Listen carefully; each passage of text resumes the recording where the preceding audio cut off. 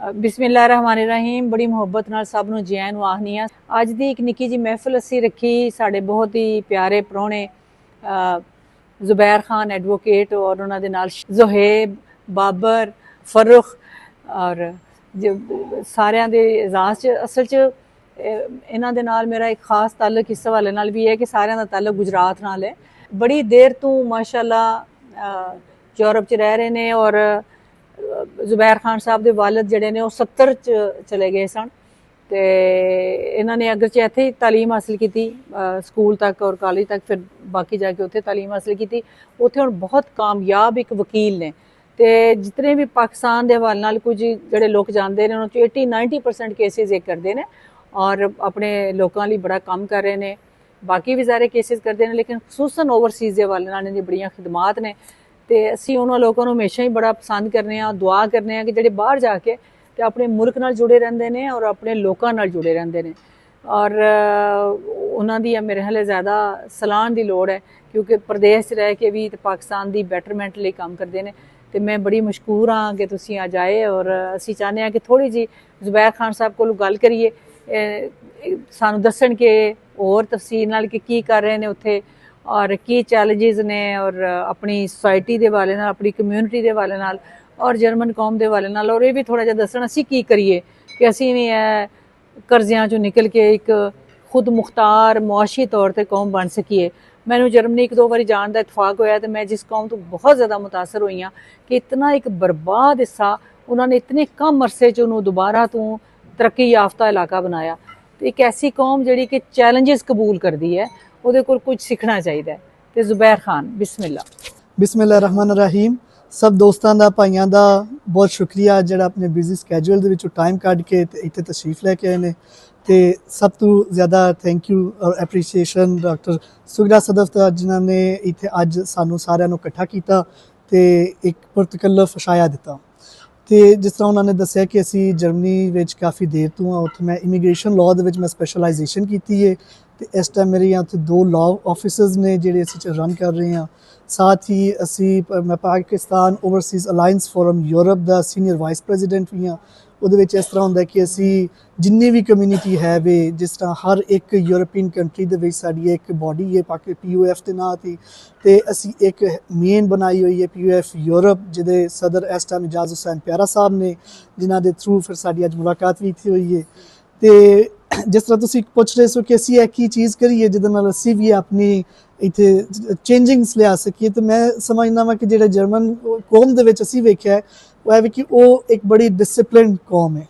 शुरू ही इत्थों स्टार्ट हो जाता कि जो एक टाइम की पाबंदी, जिस तरह हम असी इंतजार कर रहे हैं कि टाइम की पाबंदी का कि उन्होंने जो 7 बजे किया तो असी 7 बजे पूरे उत्थे पहुँच जाते हैं। तो ये असी वेख्या कि वो कभी भी जर्मन कौम 5 मिनट लेट नहीं होने लगी बल्कि 5 मिनट पहले पहुँच जाएगी। तो ये बहुत ज़्यादा डिसिपलिन है। जिस तरह सैकेंड वर्ल्ड वॉर तो बाद एक ख़त्म होया कोई ख़त्म सी कोई चीज़ ही नहीं सी होती है। तो विदिन 30-40 ईयर्स उन्होंने जीरो तो स्टार्ट करके तो अज वर्ल्ड की one of the best economical country है। तो दूसरा है भी कि लॉ एंड ऑर्डर है कि जिन्हें भी कोई खिलाफ वर्जी करनी कानून की उन्हें वो कॉन्सिक्वेंसिस नाल उन्होंने अगे फेस करने पवेंगे। तो उन्हें पता होगा कि यह नहीं कि असी किसी की कॉल करवा लीए या असी उत्थे उंज किसी को मिल लवीए जिस तरह साडे कल्चर दे विच इत्थे हो रहा है। तो यह 2 चीज़ां ने जिहदे नाल स्टार्ट किया जाए तो मैनूं उम्मीद है कि असी वो चीज़ इत्थे लियावीए तो उहदे नाल इत्थे भी बेहतरी आ सकेगी।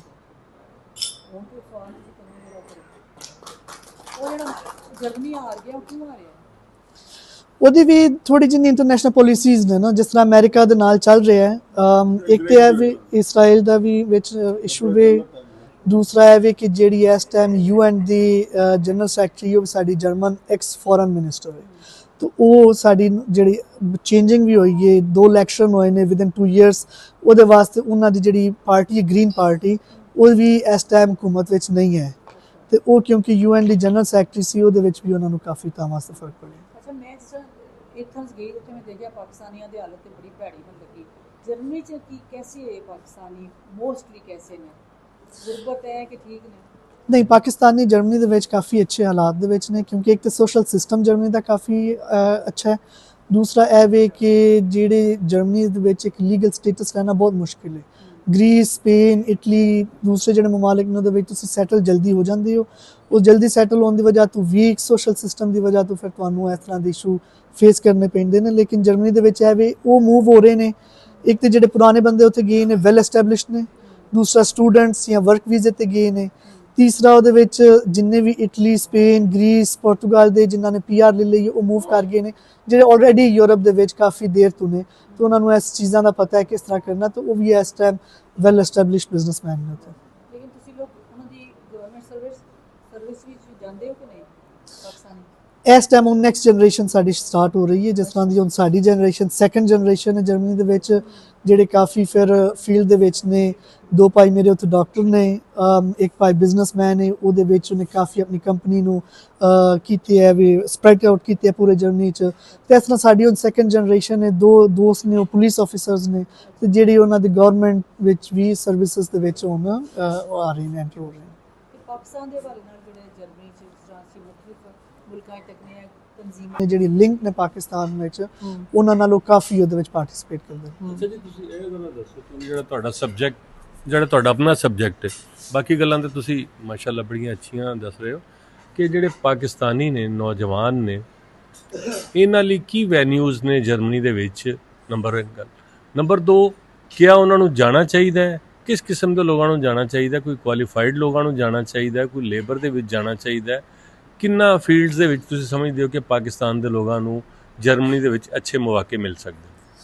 2016 ਦੇ ਵਿੱਚ ਜਿਸ ਟਾਈਮ ਸਾਰੇ ਸੀਰੀਅਨ ਰੈਫਿਊਜੀਜ਼ ਗਏ ਸਨ, ਉਸ ਟਾਈਮ ਇੱਕ ਕਾਫੀ ਤਾਦਾਦ ਪਾਕਿਸਤਾਨੀਜ਼ ਦੀ ਵੀ ਗਈ ਹੈ ਜਿਨ੍ਹਾਂ ਨੇ ਉੱਥੇ ਇੱਕ ਅਸਾਈਲਮ ਕੇਸ ਕੀਤਾ, ਜਿਹੜੇ ਆਪਣੀ ਮਿਹਨਤ ਦੀ ਬੇਸ ਤੇ ਚਾਹੇ ਉਹ ਲੇਬਰ ਵਿੱਚ ਐਜ਼ ਅ ਲੇਬਰ ਕੰਸੀਡਰ ਕੀਤੇ ਜਾਣ, ਉਹਨਾਂ ਨੇ ਆਪਣੇ ਲੀਗਲ ਸਟੇਟਸ ਉੱਥੇ ਫਿਕਸ ਕਰ ਲਏ ਨੇ। ਲੇਕਿਨ ਉਸ ਤੋਂ ਬਾਅਦ ਫਿਰ ਜਰਮਨੀ ਦੀ ਪਾਲਿਸੀਜ਼ ਕਾਫੀ ਸਟ੍ਰਿਕਟ ਹੋ ਗਈਆਂ ਨੇ, ਜਿਹੜੇ ਕਿ ਇੰਟਰਨੈਸ਼ਨਲ ਆਈ ਥਿੰਕ US ਦੀ ਵੀ ਜਿਹੜੀ ਇਮੀਗ੍ਰੇਸ਼ਨ ਦੇ ਹਵਾਲੇ ਨਾਲ, ਤੇ ਉਸ ਵਾਸਤੇ ਇਹਨਾਂ ਦੇ ਬਿਲੇਟਰਲ ਐਗਰੀਮੈਂਟਸ ਵੀ ਨੇ ਕਿ ਜੇ ਤੁਸੀਂ ਪਾਕਿਸਤਾਨ ਨਾਲ ਕਿ ਤੁਸੀਂ ਇਲੀਗਲ ਮਾਈਗ੍ਰੇਸ਼ਨ ਨੂੰ ਸਟਾਪ ਕਰੋ, ਅਸੀਂ ਤੁਹਾਡੀ ਲੀਗਲ ਮਾਈਗ੍ਰੇਸ਼ਨ ਨੂੰ ਸਪੋਰਟ ਕਰਨੇ ਆ।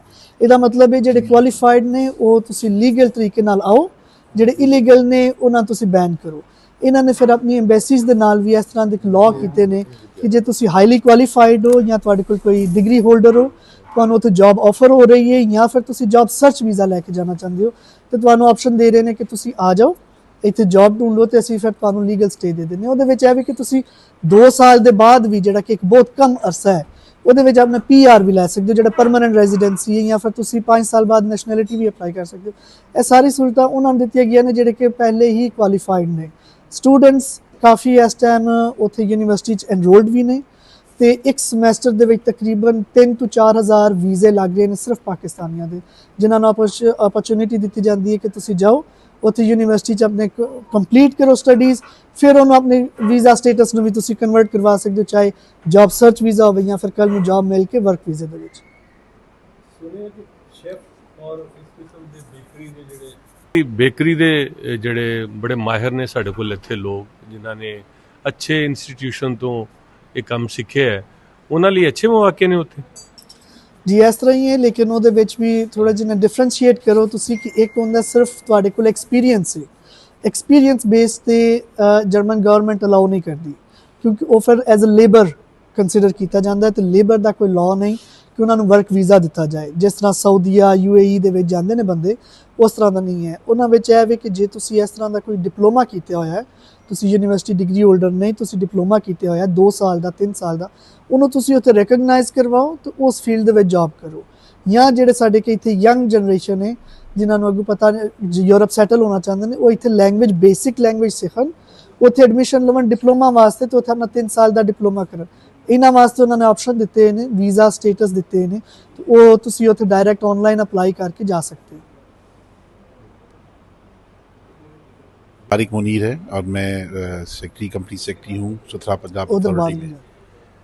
तो मेरा ये कहना था कि सियाहत के हवाले से जर्मनी जो है वो कैसा मुल्क है और उसको किस तरह आप देखते हैं और उसके लिए क्या चीज़ें ज़रूरी हैं जो यहाँ से इंसान सियाहत के लिए वहाँ जाना चाहते हैं?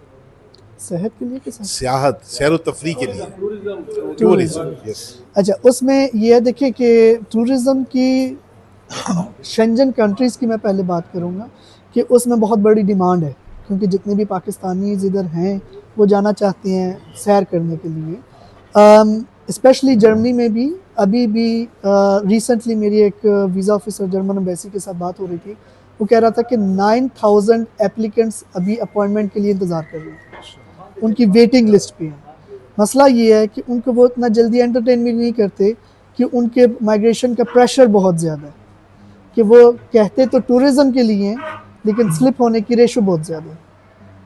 वैसे अपॉर्चुनिटीज़ बहुत अच्छी हैं, लेकिन क्योंकि रिसेंटली भी या फिर all over the last 5 years भी इनका बहुत बुरा एक्सपीरियंस रहा है कि टूरिज़म वीज़ा इशू करते हैं जो कि उधर लोग वापस नहीं आते, इसलिए इन्होंने रिस्ट्रिक्शंस अभी काफ़ी कर दी। लेकिन अगर इतना ज़्यादा वो सिस्टमेटिकली बड़े स्ट्रॉन्ग हैं तो फिर तो लोग इस तरह गायब नहीं हो सकते ना। हमारा पाकिस्तान की और बात है जहाँ पे कोई सिस्टम ही नहीं है, जो मर्जी आ जाए जिधर मर्जी चला जाए, लेकिन वहाँ तो पूरा तरीके से आपको बाकायदा उसके अंदर एंट्री होती है, फिर आपको लोकेट करते हैं, फिर आपको चेक एंड बैलेंस रहता है। तो मेरा नहीं ख्याल इतना कुछ ज़्यादा वहाँ जो पे है। मेन प्रॉब्लम है इसमें वो ये है कि जर्मन की आइन वो देती है असाइलम का राइट। जब आप एंटर हो जाते हैं वो ये नहीं है कि उनको पता नहीं आप कौन है, आपके तो वो 5 मिनट लगते हैं, फिंगरप्रिंट्स होते हैं, पता चल जाता है, आइडेंटिटी सामने आ जाती है। लेकिन जैसे ही आप कहते हैं मैं असाइलम चाहता हूँ, तो फिर वो आइनी हक है हर एक का कि वो उसका इंटरव्यू दें, उसके फिर वो उसको उतनी देर तक एंटरटेन करें, उसको एकोमोडेशन दें, उसके सारे अखराजात उठाएं, और फिर जब वो रिजेक्ट हो जाए तो वो फिर उसे कहें खुद चले जाओ, नहीं तो हम डिपोर्ट कर देंगे। और ये जो दौरानिया रहता है 1 साल का तकरीबन, इसमें उनके लिए बहुत ज़्यादा एक्सपेंसेस हैं। अस्सलाम वालेकुम जी, मैं आसिफ मेरा नाम है, मैं पंजाब लाइब्रेरीज़ फाउंडेशन को हेड करता हूँ, सेक्रेटरी हूँ बोर्ड ऑफ गवर्नर्स का। हम बेसिकली हम पूरे पंजाब में जो पाकिस्तानी कल्चर है या जो हमारा नेशनल लिटरेचर है या हमारा जो लोक विरसा है या हमारी जो ट्रेडिशंस हैं हम उनको प्रमोट करते हैं। और उस रेफरेंस के हवाले से पूरी दुनिया से जो मुस्लिम कम्युनिटी है वो हमसे इन टच रहती है। हम वहाँ पे डिफरेंट जो डॉक्यूमेंट्रीज़ हैं और जो हमारा लोकल कल्चर है उसको हम प्रमोट करने के लिए एक्टिविटीज़ हमसे हेल्प लेते हैं। लेकिन मैंने आज फर्स्ट टाइम मैंने देखा है कि कुछ इस तरह की सिटिंग हुई है जिसमें जर्मनी के हवाले से कोई बात हो रही है। लेकिन मुझे कभी इस तरह का मैं जानना चाहूँगा कि क्या वहाँ पे मुस्लिम कम्युनिटी या पाकिस्तानी कम्युनिटी आपस में जुड़ी हुई है, और अगर कुछ इस तरह से है तो हम इसको मुनासिब समझेंगे कि हमारा जो लोकल लिटरेचर है या जो हमारे लोकल जो हमारा ऑथर है या जो लोकल हमारा विरसा है हम उसको किसी तरह से वहाँ पे प्रमोट कर सकें। तो क्या आप समझते हैं कि इस तरह की कोई एक्टिविटी हम कर सकते हैं आपस में, कोई एक MOU साइन करके या कुछ इस तरह का आइडिया आपके जहन में हो? बिल्कुल, उसमें 2 चीज़ें आ जाती हैं जी। एक तो ये है कि हमारी जो पाकिस्तानी कम्युनिटी है उधर वो भी माशाल्लाह काफ़ी एक्टिव है। उसमें ये है कि डिफरेंट तंजीमें बनी हुई हैं पहले से भी, कुछ हैं जो कम्युनिटी के लिए सर्व कर रही हैं, जैसे कि हमारी POFP है, नॉन पॉलिटिकल हम एक ऑर्गेनाइजेशन है जो कि सिर्फ कम्युनिटी को सर्व करती हैं। फिर ये है कि शायर व शायरी की भी अलग तंजीमें बनी हुई हैं, उनके कल्चर के रिलेटेड भी अलग बनी हुई हैं। तो इसलिए इस चीज़ में डेफिनेटली एक कोऑपरेशन भी की जा सकती है जो कि गवर्नमेंट लेवल पे भी हमें सपोर्ट मिल सकती है, क्योंकि जो जर्मन एम्बेसी इधर इस्लामाबाद में भी है उनका एक कल्चर का एक्स्ट्रा डिपार्टमेंट भी है, तो वो भी प्रमोट करता है कि अगर आप एज ए कल्चरल उधर कोई इवेंट करना चाहते हैं या प्रमोशन करना चाहते हैं तो वो भी फिर आपको प्रायोरिटी पे एंटरटेन भी करेंगे, और वो इस चीज़ को आगे सपोर्ट भी करेंगे कि ये एक पाक जर्मन फ्रेंडशिप के नाम से जो ऑलरेडी कुछ सालों से चल रहा है कि उसमें ये आ जाएगा। इस पे हम करेंगे जी ज़रूर ज़रूर। क्लोन जाते हैं तो उस पे आता है बिल्कुल, कोलोन से तकरीबन 1 आवर की ड्राइव है। हाँ बिल्कुल ठीक है, ठीक। अच्छा खान साहब, मेरा थोड़ा सा है इंटरेक्शन भी, बिकॉज एक तो मेरा बेटा वहाँ पढ़ रहा है जर्मनी में, मास्टर्स कर रहा है AI में, कॉर्पस में होता है BTU में, और दूसरा 2-3 दफ़ा मैं जा चुका हूँ या कुछ मुझे घूमने का इत्तेफाक हुआ है वहाँ पे। जो अब राइट विंग की एक्टिविटीज़ हैं, AFD ने बहुत वोट लिए और काफ़ी स्टेट्स में उनकी अपनी लोकल गवर्नमेंट भी, और इन्फ्लुएंस उनकी एक्टिविटीज़ बहुत बढ़ रही हैं।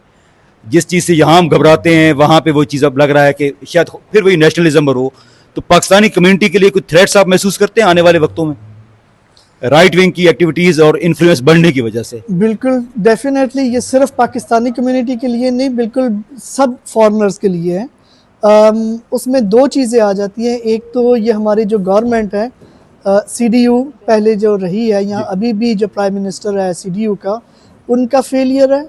दूसरा उनकी जो कोalition थी पिछले सालों से, उनका भी फेलियर है। और तीसरा ये है कि हमारे फॉरेनर्स में इतनी अवेयरनेस नहीं है। आप लोग ये यकीन नहीं करेंगे कि हमारे जो पाकिस्तानीज हैं उधर, वो भी राइट विंग को सपोर्ट करते रहे हैं, क्योंकि उनको खुद भी नहीं पता ये क्या चीज़ है। या तो जो पुराने सेटल्ड हैं वो समझते हैं कि जी अब नई जनरेशन आ गई, नए फॉरेनर्स आ गए हैं, वो हमारी इमेज खराब कर रहे हैं, हम AFD को वोट देती है। टर्किश कम्युनिटी काफ़ी AFD को सपोर्ट करती रही है और फ़ायदा जो है वो राइट विंग उठा रही है। और इसमें खास करके आपका बेटा जो है वो भी ईस्ट जर्मनी में है, तो उस ईस्ट में बहुत ज़्यादा इस तरह के थ्रेड हैं, बिल्कुल इन्फ्लुएंस भी है। तो हमें ये इस चीज़ का हादसा भी है कि आगे और भी ज़्यादा बुरे हालात हो सकते हैं। इसलिए हमने POF के साथ, जासूस खान प्यारा साहब के साथ भी इलेक्शन से पहले हम एक अवेयरनेस का प्रोग्राम करते हैं, एक सेमिनार करते हैं, जिसमें जिस प्रोविंस में इलेक्शन होते हैं उसकी अवेयरनेस देने के लिए, खास करके अपनी पाकिस्तानी कम्युनिटी को जिनको पता ही नहीं है, हिस्ट्री का नहीं पता, पॉलिटिकल एक्टिविटीज़ का नहीं पता, लेकिन अगर वोट का राइट है तो वो जाके AFD को वोट दे रही हैं। अच्छा ज़ुबैर साहब, मेरा नाम अशरफ शरीफ है, 92 न्यूज़ के साथ वो बसता हूँ यहाँ पे। ये बताइएगा कि यहाँ पे हमारे यहाँ बच्चियों का एजुकेशन की तरफ बहुत ज़्यादा रुझान है, बल्कि तादाद बढ़ रही है। अगर ये तादाद बढ़ती है तो ज़ाहिर कहीं ना कहीं निकासी भी होगी, ये बाहर की अपॉर्चुनिटीज़ की तलाश में बाहर भी जाएंगी। तो जर्मनी के अंदर पाकिस्तान की बच्चियों का अभी जो रेशो है वहाँ पे जाने का, ये क्या है और मुस्तकबिल में आप किन शोबों को देखते हैं कि जिनकी तरफ जाना चाहिए? इसमें जिस तरह मैंने पहले बताया कि 3 से 4 हज़ार वीज़ा इशू हो रहे हैं सिर्फ पर सेमेस्टर। अगर आप देख लें तो ये तकरीबन 6 से 8 हज़ार वीज़ा पर ईयर बनते हैं। और इसमें आपको पता है कि जर्मनी का जो एजुकेशन सिस्टम इस तरह का है, ज़्यादातर पब्लिक यूनिवर्सिटीज़ हैं जो फुली फ्री हैं, इसीलिए इंटरनेशनल लेवल पे उधर ज़्यादा लोगों का रुझान भी है। अनफॉर्चुनेटली एक अभी इस तरह का टाइम आ चुका है कि जहाँ पे बहुत ज़्यादा स्टूडेंट्स जा रहे हैं और इसलिए फिर वो वीज़ा इश्यूज़, अपॉइंटमेंट सिस्टम, क्योंकि वो लोगों को एंटरटेन नहीं किया जा रहा। लेकिन जो ज़्यादा स्कोप है हमारे पाकिस्तानियों का जर्मनी में, वो एक तो इंजीनियरिंग में है और सेकंड IT में, चाहे वो AI हो या फिर और कोई भी इंफॉर्मेशन टेक्नोलॉजी की फील्ड हो। इसमें बहुत ज़्यादा स्कोप है, ना सिर्फ स्टूडेंट्स की बल्कि उनकी भी जो इधर काम कर रहे हैं या जिनके पास इधर की डिग्री होल्डर्स हैं, उनको वो जॉब दे रही हैं और वो उधर जाके अपना वर्क वीज़ा अप्लाई कर रहे हैं। Someone who knows English, so how difficult it is to understand and communicate in German language, यानी कि is it difficult to learn German or is it easy? ये देखिए, अब मैं तो कहूँगा बहुत इजी है क्योंकि मुझे खुद आती है, लेकिन अगर कोई आपको कितना टाइम लगा? नहीं, मेरी तो एजुकेशन ही ज़ीरो से उधर हुई, मैं तो स्कूल भी मेरा उधर से ही हुआ। अच्छा, फिर तो सही है। मैं तो Brought 2-3 up वहीं साल पे का आपका था, बिल्कुल। ब्रॉट अप ही बिल्कुल उधर ही हुआ। लेकिन ये है कि ये एक है जिसको ज़्यादा लैंग्वेज के साथ है कि वो ज़्यादा सीख सकता है, ये उसमें टैलेंट है, उसे इतना टाइम नहीं लगेगा। लेकिन कोई बंदा उधर जा रहा है और वो स्टूडेंट है और वो खुद अपनी स्टडीज़ में ही मसरूफ़ है, तो वो उसके लिए डेफिनेटली मुश्किल है टाइम निकालना, या वर्क वीज़े पे आया हुआ है। लेकिन सिमिलर नहीं है इंग्लिश के साथ कि बंदा कहे कि अगर इंग्लिश आती है तो आपको ऑटोमेटिकली या फिर आसानी से जर्मन आ सके। ज़ीरो से एफर्ट करनी पड़ती है, बिल्कुल डिफरेंट लैंग्वेज है। सही। अच्छा, दूसरा एक बड़ा इंपॉर्टेंट आजकल ये क्या, चूँकि जर्मनी की जो मेन इंडस्ट्रियल कंट्री और उनकी जो ऑटोमोबाइल्स हैं, this is their one of the pride. तो अब जो चेंजिंग सिनेरियो है, जो इलेक्ट्रिक कार्स आ रही हैं, तो उसमें मैं अभी एक रिपोर्ट भी देख रहा था कि यूरोप ख़ास तौर पे और जर्मनी आम तौर पे पीछे रह गया है। BYD और बाकी जो गाड़ियाँ जो चाइना की जो आ रही हैं तेज़ी से, तो उन्होंने पूरी मार्केट को टेक ओवर ऑलमोस्ट 80% कर लिया। यूरोप में भी अब BYD वगैरह। तो जर्मनी के लिए चूँकि उसकी इकॉनमी का बड़ा, और इकनॉमिक्स में ये होता है कि जब एक दफ़ा आपका डाउनफॉल शुरू होता है तो वो फिर रुकना उसका थोड़ा मुश्किल होता है। तो जर्मनी को इसके लिए कुछ कर रहा है कोई, आप वहाँ पे रहते हुए अगर आपको थोड़ा बहुत? देखिए, जब आप डाउनफॉल की बात करें तो डेफिनेटली स्टार्ट हो चुका हुआ है। उसमें BMW, मर्सिडीज, पोर्श सबका हो चुका हुआ है, क्योंकि उनकी जो ईयरली लास्ट ईयर की रिपोर्ट भी है वो सब माइनस में जा रही ये है। मैंने अभी एक देखी थी रिपोर्ट, सॉरी मैं बात काट रहा हूँ, तो उसमें यह था कि बहुत उन्होंने खुद को अडॉप्ट नहीं किया चेंजिंग सिनेरियो में। और चाइना जितनी तेजी से मार्केट ले रहा है, इलेक्ट्रिक मार्केट, अभी तक अमेरिका में तो BYD वगैरह बैन है, कनाडा में आ गई है, तो कनाडा में आई है तो कनाडा में आके उसने टेस्ला को उड़ा दिया है। यूरोप में भी जिसे कहते हैं कि वो उसने 80% मार्केट ले ली है। तो इस हवाले से जरा आप खुल के जरा बताएं। देखिए, बिल्कुल ये मैं समझता हूँ गवर्नमेंट फेलियर है। गवर्नमेंट ने उनको ये अवेयरनेस नहीं दी, गवर्नमेंट ने सपोर्ट नहीं किया। गवर्नमेंट सपोर्ट कर रही है तकरीबन बिटवीन 5 and 8,000 यूरो की, अगर आप नई गाड़ी परचेज करते हैं इलेक्ट्रिक, तो उसमें वो फिर आपको सब्सिडरी आपको देती है। मसला ये है कि और जो इनको भी ये उम्मीद नहीं थी कि इंटरनेशनल लेवल पे ये इतना पीछे रह जाएंगे, इतना तेजी से यही प्राइड था उनका, वही पुरानी लगातार आ रही थी, पेट्रोल गैस गजलिंग और बड़ी बड़ी गाड़ियां। हाँ, बिल्कुल। और मैं पिछले दिनों में किसी से बात कर रहा था और मुझे बता रहा था इंडोनेशिया में 75% जो कार ऑटो मार्केट है, ऑटो इंडस्ट्री, उसमें इलेक्ट्रिक कार्स आ चुकी हुई हैं। हमारे जर्मनी में आप देखें तो it will be around 10 to 20%। तो इससे ही अंदाज़ा हो जाता है कि जर्मनी इस चीज़ में भी कितना पीछे रह गया, क्योंकि उन्होंने अपनी प्रायोरिटीज़ गलत सेट नहीं की। हाँ, उन्होंने अपनी प्रायोरिटी रखी है यूक्रेन की वॉर, जिसमें उन्होंने बहुत इन्वेस्ट किया है और कोई फायदा भी इसका नहीं हुआ। इसी तरह या जिस तरह पहले सीरियन को उन्होंने एज रेफ्यूजी रखा, फिर अफगानी नेशनल्स आ गए, फिर यूक्रेन की जंग शुरू हो गई, तो हम जर्मन जो हैं वो समझते हैं कि हमने ये ठेका उठा रखा हुआ है कि जहाँ पे भी जंग होनी है हमने उनकी मदद करनी है। नहीं, मगर ये तो एक बात ये है कि जो उन्होंने रेफ्यूजीज लिए, ख़ास तौर पे सीरियन और अफगानी जो भी, तो इनके पास लेबर फोर्स भी नहीं थी। तो फॉर दैट सेक जो ये पुरानी जो ये आपकी चांसलर थी, उसकी बड़ी एक क्लियर पॉलिसी थी कि चूँकि लेबर फोर्स भी जर्मनी में कम होती जा रही थी, पॉपुलेशन रेट बहुत ही लो है, तो उन्होंने अपनी उस कमी को पूरा करने की, उनकी मजबूरी थी ना। लोग कहाँ से, वो फैक्ट्री में तो लोग पैदा नहीं कर सकते ना, आप रेफ्यूजी लेकर आएंगे ना। ये तो अभी भी ऐसे सिनेरियो चल रहा है, लेकिन मसला ये है कि इनकी एक पॉलिसी नहीं रही। अब जब इनकी गवर्नमेंट चेंज हुई है 2023 में, उस वक़्त इन्होंने वही जो फॉरेनर्स आए थे, रेफ्यूजीज़ आए थे, राइट विंग ने उसका फ़ायदा उठाते हुए अगर कोई क्राइम हो रहा है तो उसको इतना हाईलाइट कर दिया है कि उन्होंने कहा है कि ये इमिग्रेंट्स जो हैं यही कसूरवार हैं। तो उस चीज़ की वजह से फिर उन्होंने अब सीरियन को भी निकालना शुरू कर दिया है। अब वही जो है वो अफ़गानियों को निकाल रहे हैं, सीरियन को निकाल रहे हैं। अब वो उनकी ये पॉलिसी है कि जितने भी इमिग्रेंट्स हैं उनको अब वापस भेजा जाए। नहीं, मगर कोई क्राइम करने के बाद या बिला वजह भी? बिला वजह भी। देखिए, उन्होंने कहा था कि हमने आपको दिया था रेफ्यूजी स्टेटस, क्योंकि आप लोगों के कंट्री में वॉर चल रही थी, वॉर खत्म हो गई है, हम लोग आपका स्टेटस वापस ले लिए। तो वो भी तो फिर ये सारी चीजें जो हैं, मगर इससे तो जर्मनी को और नुकसान नहीं होगा कि उनको पहले उनके पास वर्कफोर्स की कमी है और अब वो रेफ्यूजी भी निकालेंगे, क्योंकि जर्मनी की जो सेकेंड वर्ल्ड वॉर के बाद जर्मनी को जिन्होंने बनाया था वो टर्क्स थे, क्योंकि टर्क्स का बहुत बड़ा इन्फ्लक्स हुआ था। मुझे खुद भी इत्तेफाक से जर्मनी जाने का एकदम इत्तेफाक हुआ था, और हमें लेके भी वो थे ना मसूद कर्कमल साहब, आपको याद होगा, लाहौर में थे, हमें वो लेके गए थे। तो जर्मनी की बड़ी पॉपुलेशन है ये टर्क्स की, और उन्होंने ये सेकेंड वर्ल्ड वॉर के बाद जो वहाँ की उसकी एक रेनेसांस में या उसका एक बिल्डिंग में बड़ा रोल प्ले किया है। बिल्कुल ये किया। अभी टर्क्स जो हैं वो 3rd 4th जनरेशन उधर हैं। जी जी। अनफॉर्चुनेटली टर्क्स से पहले जर्मनी ने पाकिस्तान से ही राब्ता किया था कि आप लोग हमें लेबर प्रोवाइड करें, बिल्कुल, इन्होंने नहीं दिया था।